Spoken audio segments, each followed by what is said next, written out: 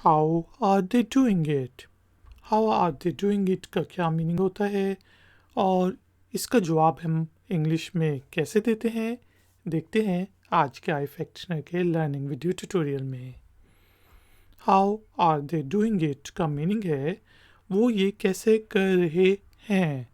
अब कोई कुछ भी कर रहा हो, कोई फ्रॉड कर रहा हो, कुछ भी कर रहा हो और या कोई किसी की मदद कर रहा हो, कोई मुश्किल काम कर रहा हो तो हम पूछेंगे how are they doing it, वो ये कैसे कर रहे हैं। जवाब हो सकता है I guess that they are cheating, मेरे ख्याल में वो चीटिंग कर रहे हैं।